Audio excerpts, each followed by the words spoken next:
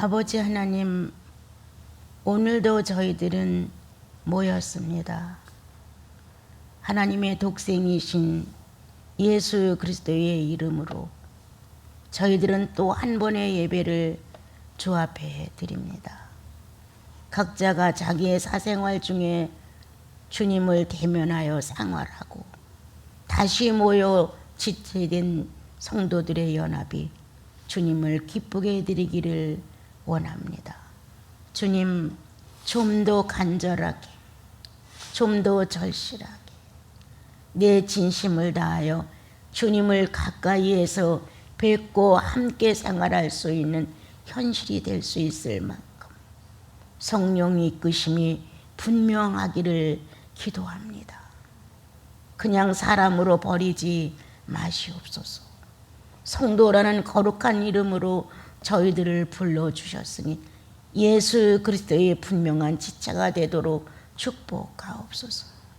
마디마다 연결되고 성령으로 통합하고 진리를 기뻐하며 나사렛 예수 그리스도의 일생을 세워가는 주님의 거룩한 성도들로 축복하옵소서.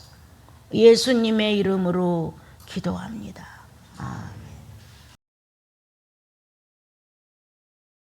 여러분, 자주는 아니지만 간혹 여러분들의 그 한마음으로 통일되는 어떤 순간의 찬양이 참으로 아름답습니다.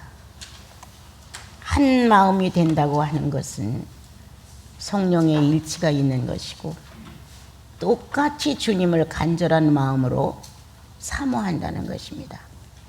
어느 사람은 100을 갖고 사모할 수 있지만 어느 사람은 30을 갖고 사모합니다.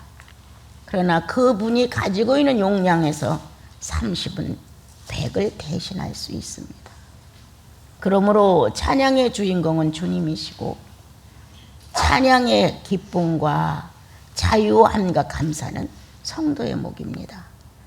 이러한 여러분들의 진심 어린 찬양, 거짓이 빠져나간 찬양, 그래도 마음과 뜻과 정성을 다한 찬양의 어떤 한순간이 나와 여러분에게 교회라는 의미를 전달해 줍니다.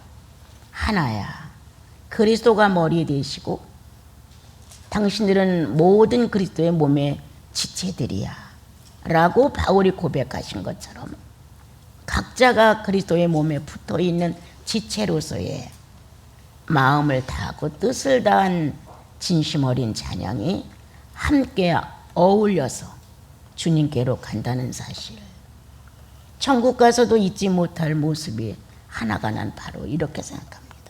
악기가 크게 동원되거나 찬양대가 있어서 어떤 음률을 맞춰주거나 조화를 이루는 것은 결코 아니다. 그렇지만 성령 모신 사람들의 거짓 없는 순간적인 진실, 성령이 존재하심으로 인하여 나 자신도 나를 깜짝 잊는다. 그 가사와 주님을 찾는 마음에 동화되어서 주님을 우러러 뵙는다. 우리는 예수 그리스도를 만나 무거운 멍에를 벗어버렸습니다. 내가 잘못했으면 어떻게 될까? 내가 제대로 못 살면 어떻게 될까? 이거와 관계된 어떤 벌이 온다든가 주님의 책망이 온다든가 저주가 온다든가 이런 건 결코 아닙니다. 내가 이렇게 주님 앞에서 바르게 못 살아서 죄송한 것이고 또한 성령을 거스리는 내 욕망을 보며 내 수준은 이것밖에 안 된다고 탄식하고 그래서 다시 하나님이라는 전지전능하신 분의 축복이 우리 안에 존재한다는 사실을 다시 되찾아서 용감하게 주님을 향해 나가는 것입니다.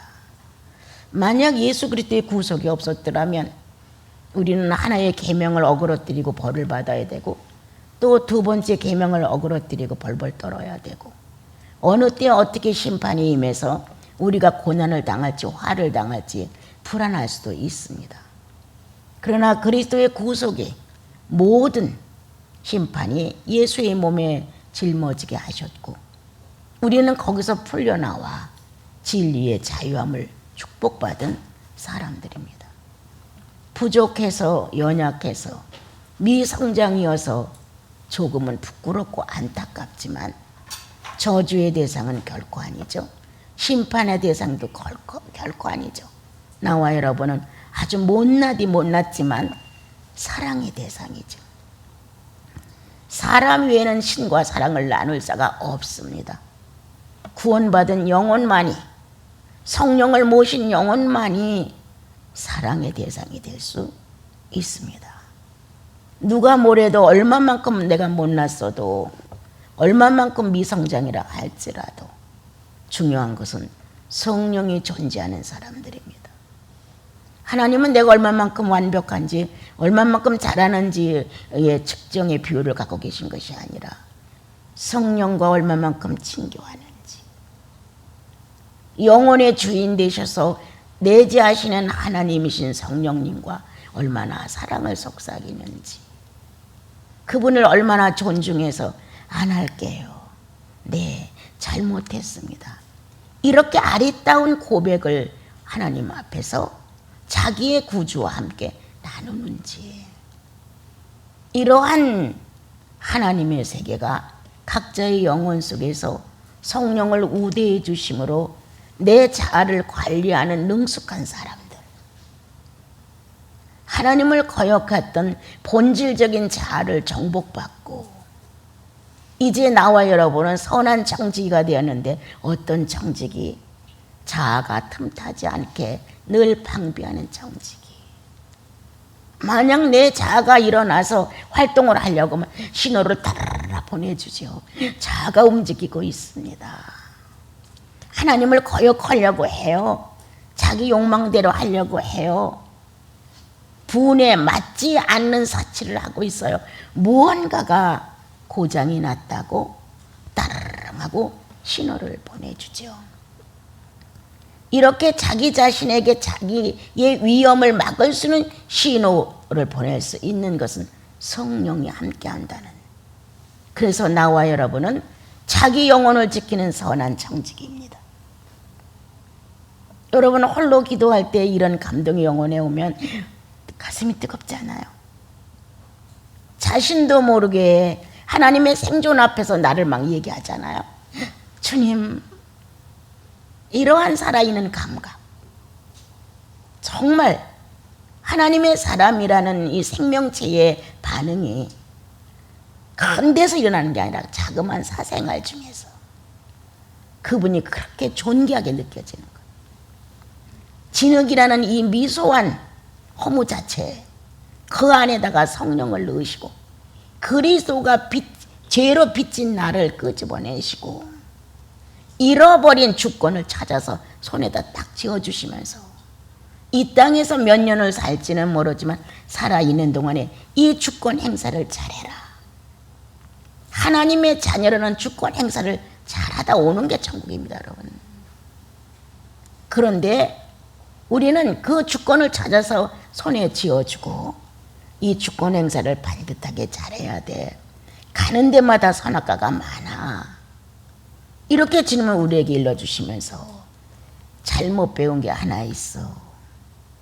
십자가가 눈앞에 오는 게 고난이 아니라 선악과가 눈앞에 오는 게 고난이야. 이상하리만큼 우리는 선악과를 탐욕하는 기질이 아직도 내 안에 정복이 되지 않았는지, 나를 조금 흥분시키고 유익하게 하고 뭔가 괜찮다고 느낄 수 있는 선악과가 오는 건 고난이라 생각지 않아요. 막 내가 싫어하고 불행인 것 같고 내가 손해보는 것 같고 이런 불편한 점이 오면 고난이라고 해요. 성도의 고난은 바꿔진 것인가 지금? 여러분 행여나 우리는 예수 그리스도를 오해하고 있는지 돌아봤으면 참 좋겠습니다. 순간입니다. 인간 타락하는 거.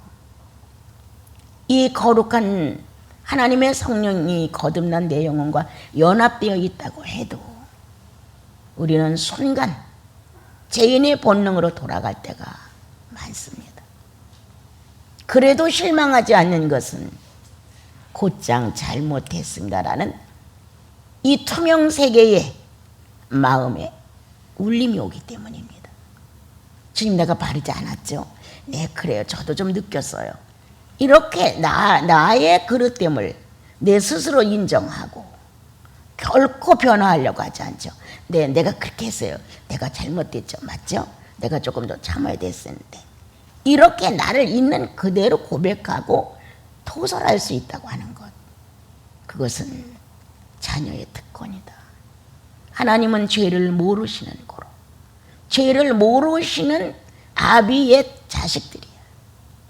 그러므로 그 유전자는 우리 안에서 죄를 모르는 자의 유전자로 활동을 하는 거예요. 그러니까 그 문제가 우리 안에 들어오면 하고 연락이 되죠. 내가 하고 싶은 자아의 짐을 등에 지고 얼마나 어려워요. 아무리 평안한 척 해도 안 돼요, 여러분. 주님은 그만큼 나와 여러분의 영혼 안에 밀접한 관계를 맺고 성령을 거스리고 있다는 사실을 밝혀줍니다. 그래서 나와 여러분은 자연적으로 자원하면서 잘못했습니다. 내가 고집이 세워요. 한대든가. 내가 엄청 타선적인 사람이에요, 주님. 한대든가. 뭔가 내가 가지고 있는 자아의 기질을 그분께 고백한다. 심령이 이것을 관찰했고 측량해서 나는 내가 옳지 않다는 것을 고백한다. 1차 회개다. 그러나 이 고백한 현실을 내가 진짜 내 육체와 더불어서 이거를 효과적으로 성도답게 살려낸다. 회개했다는 내용이 완성되어 간다. 의인의 행위는 죄를 안 짓는다는 것이 아니다. 만약 내가 연약해서 죄를 졌지만 그 죄를 그대로 허용해 주지는 않는다는 겁니다. 그래서 내 인격이, 예수님과 함께하는 내 인격이 나 스스로 자원해서 내가 그렇게 했으면 내가 죄를 졌습니다. 정확하게 나를 그대로 시인해 드립니다.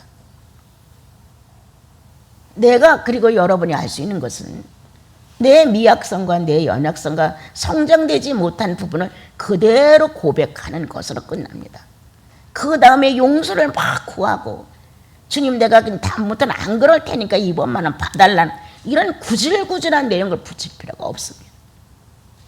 그런데 이상하게 우리 인생은 거기에 내가 이렇게 했습니다, 내가 죄를 졌습니다, 내가 성령을 거스렸습니다라는 짤막한 말 한마디로 내 인생의 진실을 다 표현했으면 됐는데, 그렇게 안 하려고 했는데 했고, 내가 그동안 다 성령 안에 살았는데 이것만은 꼭 허락해 주기를 원했고, 뭔가 내가 다음에 지나면 잘할게요, 이렇게 거기다 군더더기를 막 붙이는 거예요. 주님은 우리들에게, 인생아, 내가 너 같은 줄 아느냐,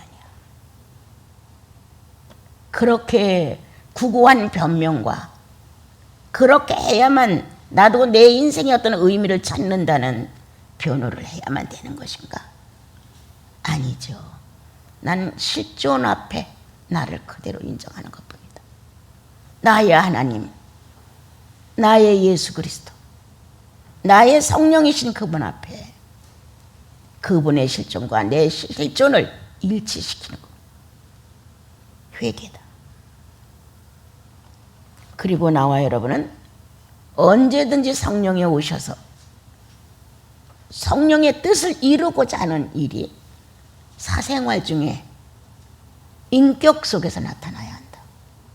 종교의 어떤 모습 속에서 발견되는 건 아니다.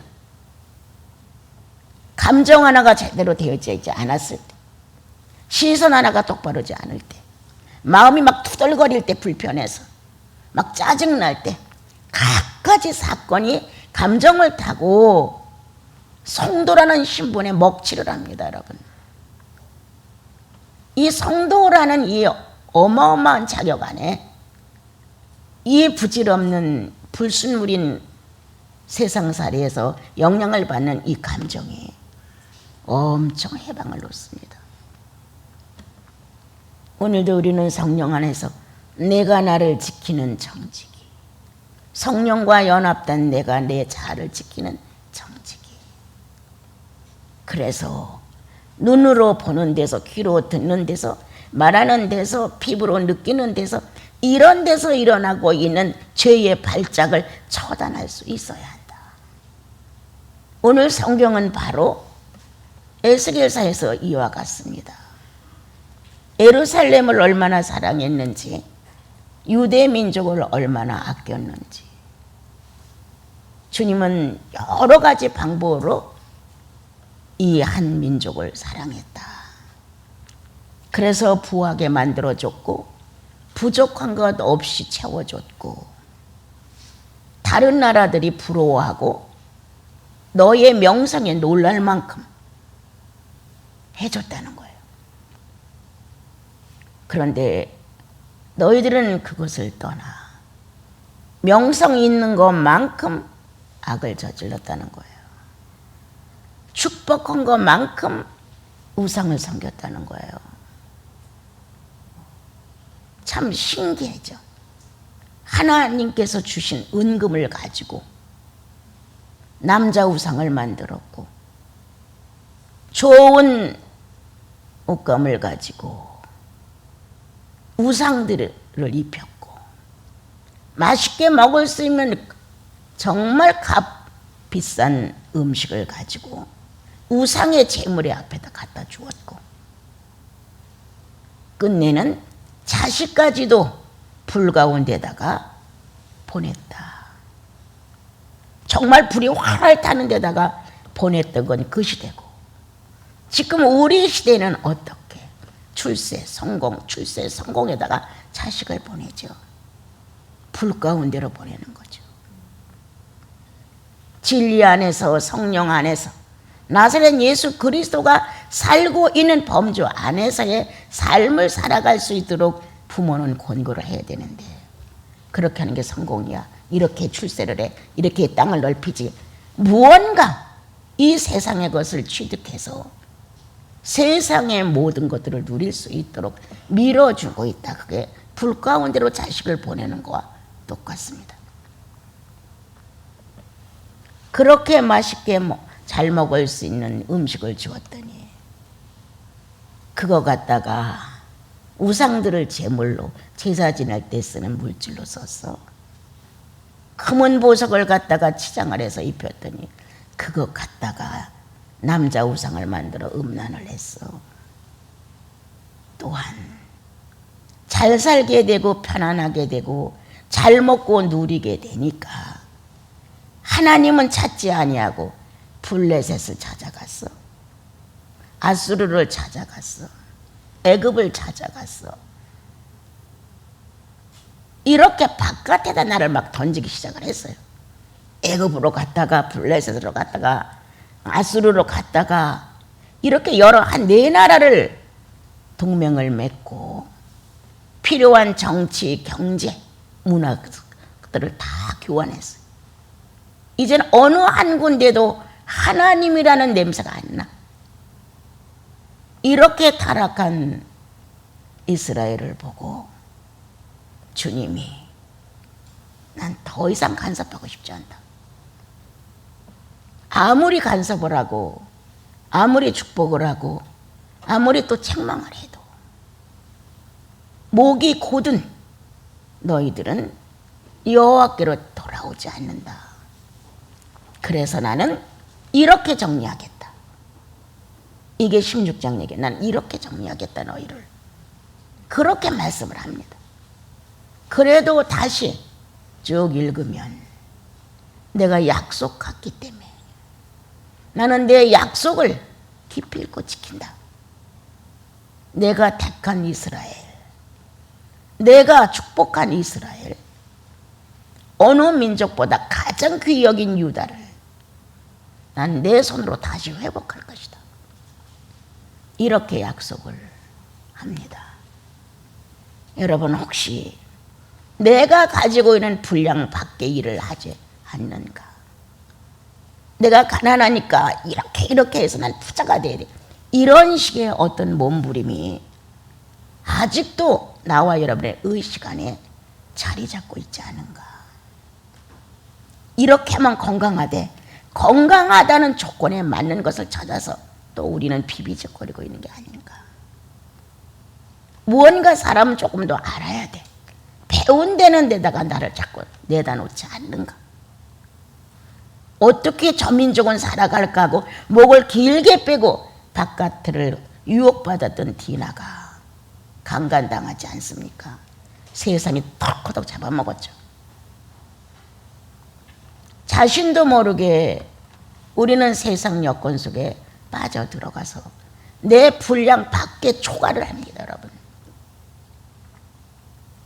어느 한 사람이 예를 들어 한 달에 100억의 수입을 한다면 100억의 수입에 맞는 생활을 절도 있게 하고 그 100억을 가치 있게 쓴다면 그는 더 100억을 더 벌어도 됩니다. 그런데 100억을 벌어가지고 자기 생활에 거의 다 쓰고 남을 억울케 하는 데 쓰고 남이 비관하게 만드는 데 쓰고 그리고 그걸 유익하게 안 씁니다. 벌지 않는 게 유익하다고 나는 말합니다. 그것뿐이냐.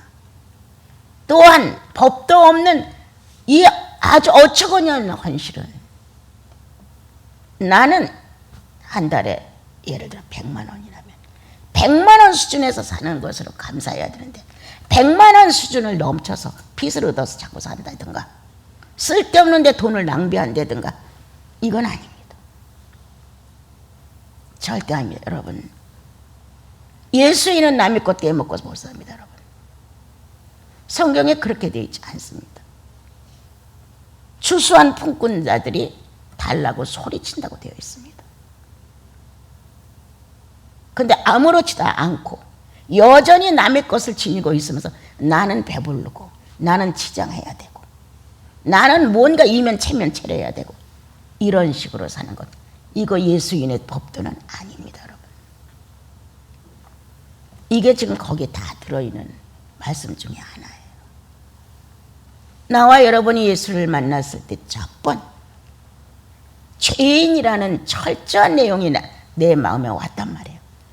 그럼 죄인 중에서도 가장 악한 죄인이 뭐예요? 교만의 죄예요. 자랑하는 거예요. 나서는 거예요. 이렇게 교만의 죄가 어떤 행위를 크게 한 것보다 더 무서운 거예요. 그럼 예수 그리스도가 정상으로 내 안에 들어왔다면 하나님을 섬기는데 내 마음을 썼어야 돼, 구약 성도들이. 지금 나와 여러분이 예수 그리스도를 구주로 모셨다면 예수의 일생의 한 페이지라도 만들려고 몸부림을 쳐야 하는 거예요. 그렇다고 이거를 전 생활을 전폐하고 그걸 다 하려는 게 아니에요. 적어도 내 안에 존재하시는 그리스도의 법도 정도는 지키려고 해야 되죠. 그 경계를 벗어나면 안 되죠. 결국 인생은 자기의 죄를 노출시키는 결과를 가져와요. 내가 이렇게 선하고 난 이 정도 인정이 있고 나는 이만큼 하고 이런 식이에요. 내가 얼마나 큰 죄인인지 아십니까?를 노출시키는 거예요. 분수에 맞지 않는 생활들. 남은 어떻게 살든 그리스도 안에서 내 분수예요. 내가 어떻게 살든 다른 사람들은 자기들 생활 안에서 분수예요. 이스라엘 민족처럼 이렇게 자기도 모르게 타락해서 좀 더 좋은 게 없나? 블레셋으로 가볼까? 좀 더 뭔가 나에게 유익을 줄 수 있는 게 없나? 아수르로 가볼까? 이렇게 세상을 요청했죠. 그래서 거기에서 좋아 보이는 것들은 다 받아들였죠. 뭔가 내가 한 번쯤 성취하고 싶은 것은 다 도장을 찍었죠.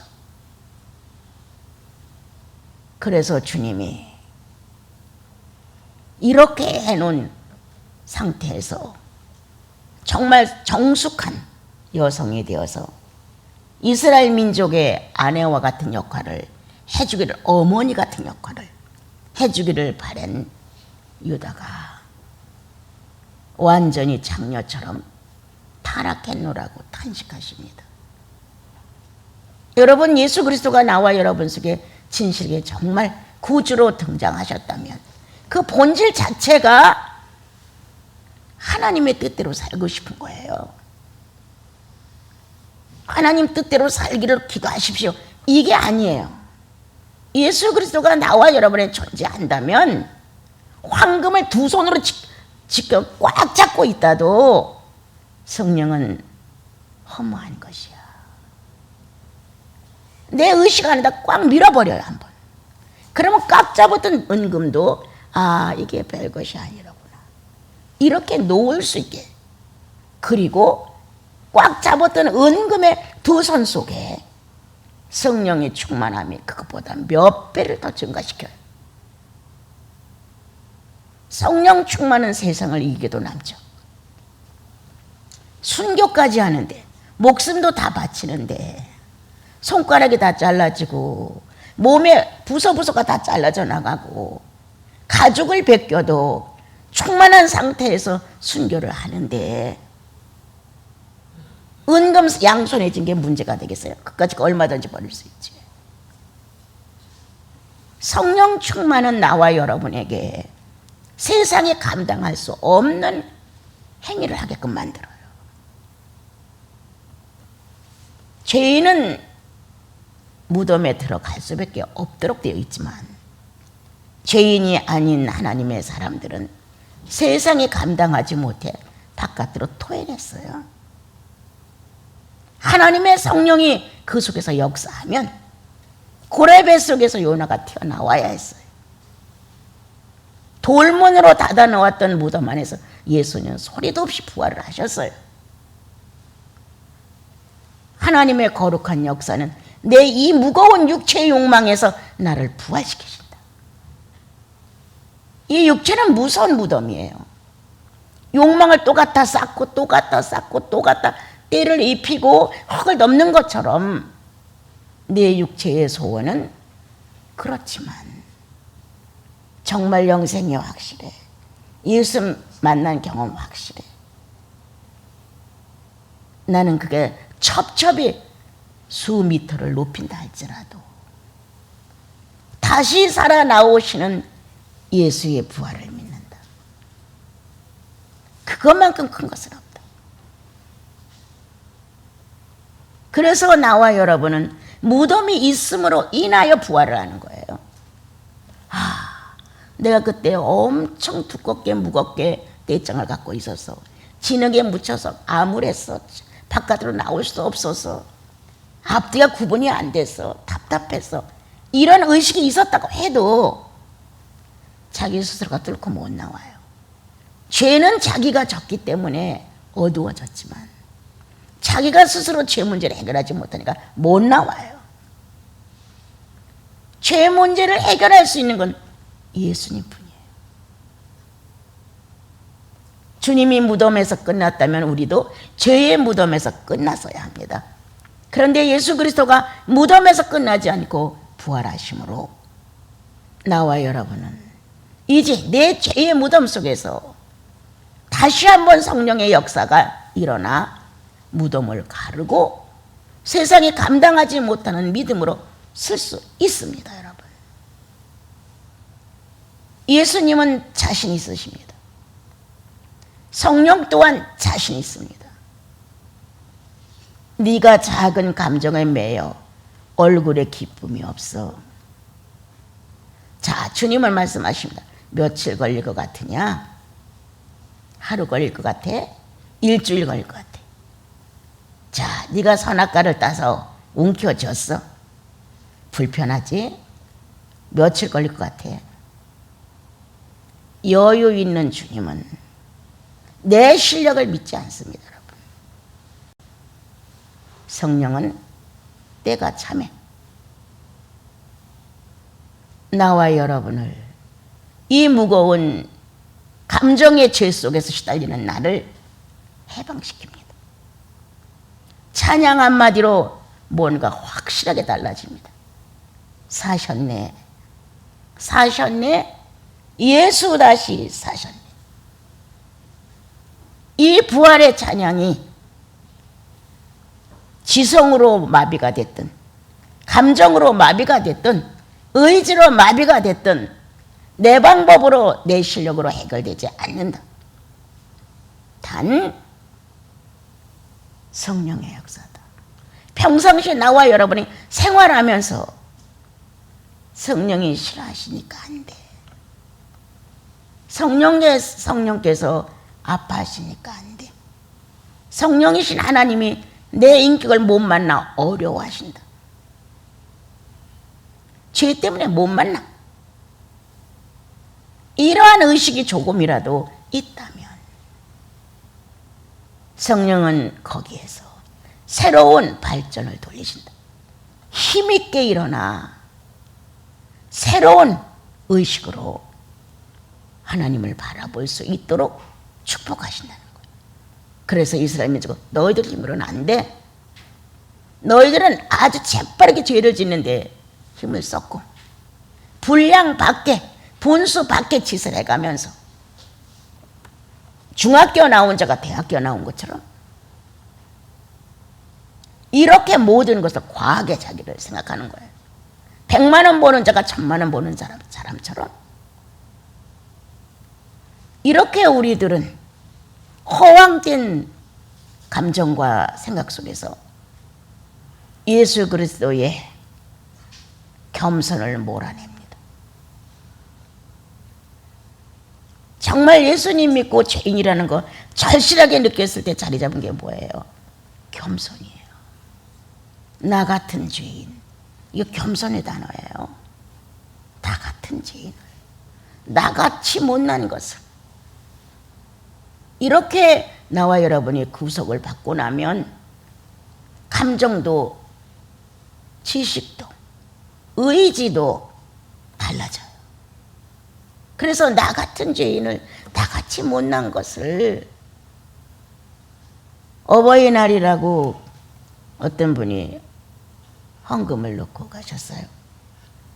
소리를 듣자마자 나도 모르게 나 같은 사람 자격도 없는데 그냥 가슴에서 벅차가지고 나 같은 사람 난 자격도 없는데 난 어버이날의 대상이 될 수 없어요.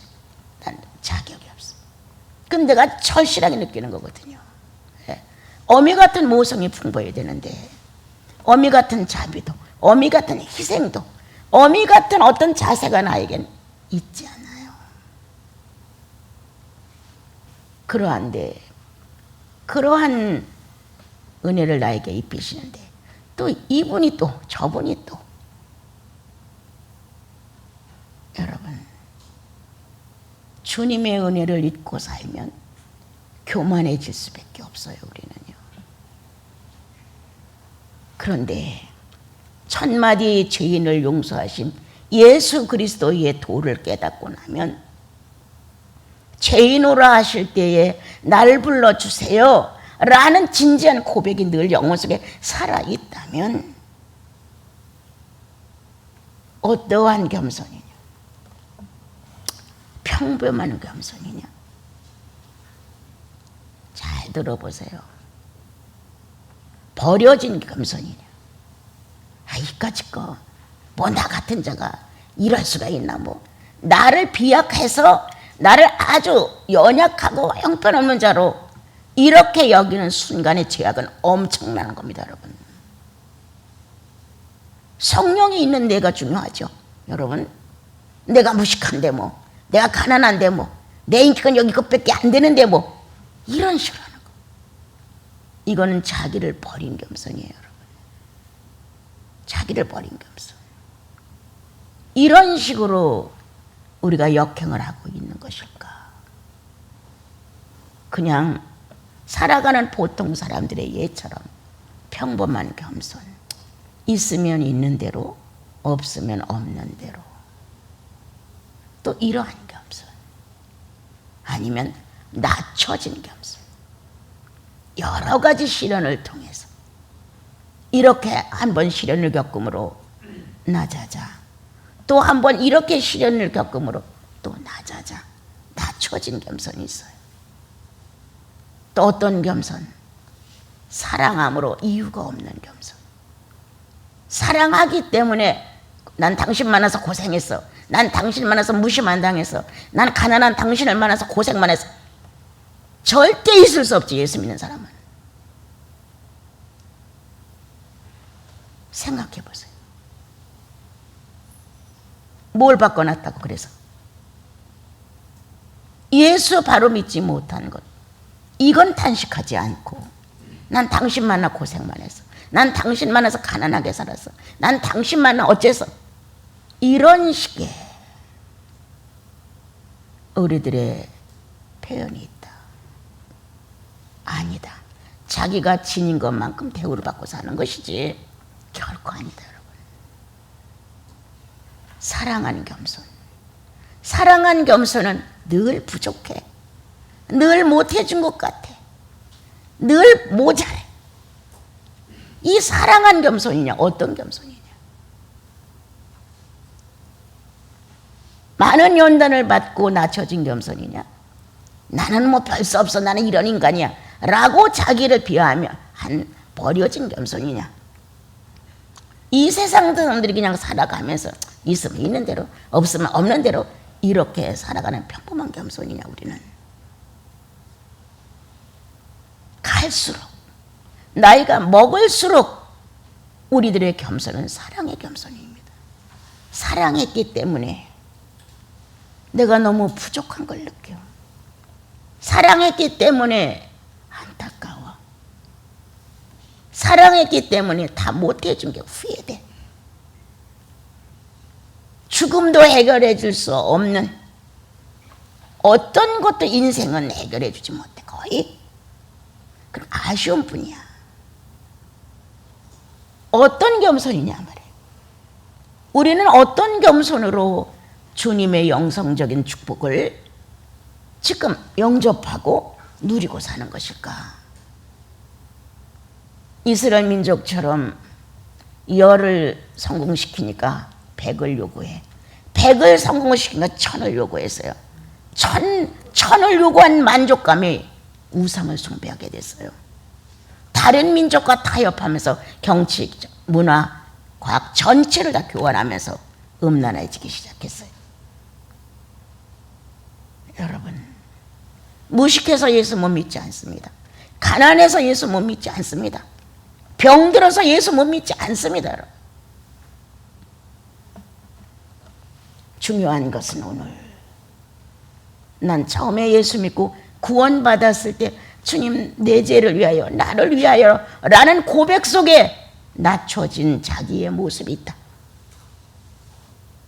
그 겸손의 언어가 하나님의 가슴을 뚫고 들어갔다. 나 같은 걸 어떻게 이렇게 사랑하셨어요? 이 엄청난 말이거든요. 주님 내가 얼마나 악한데 주님 날 잘 모르시는 거예요. 자기가 얼마나 악한지를 고백해가면서 질서도 없고 균형도 없고 조화도 없는 창조의 법칙에 해당도 안 되는 이러한 미생물 같은 나를 사랑하신 주님 앞에 우리는 고백했다. 날 왜 사랑하십니까? 주님 어떤 사랑을 내게 부으셨습니까? 오늘 이스라엘 민족처럼 되지 말자.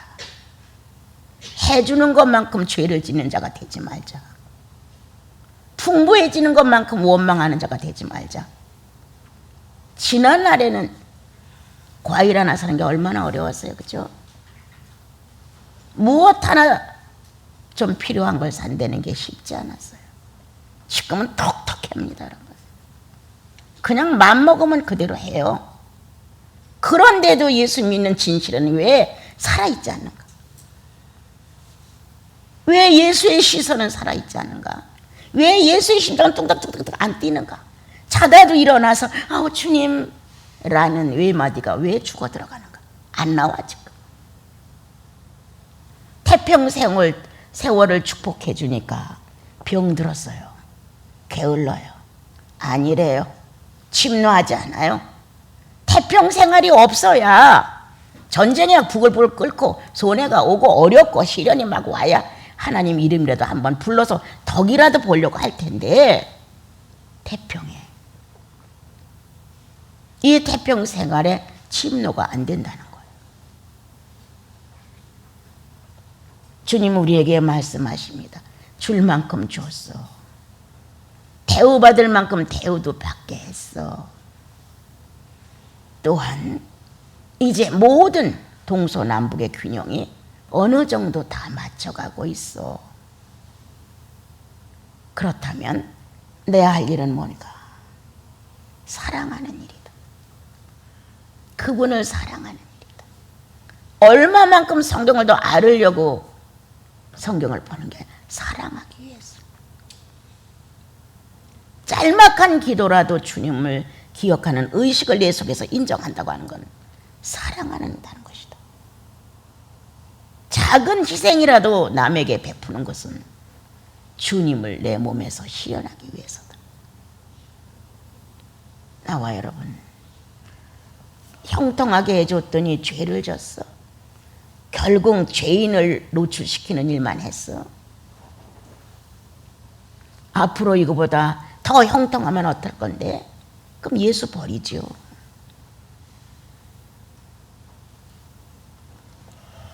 우리 돌아봅시다. 이스라엘 민족처럼 모든 걸 형통하게 해줘.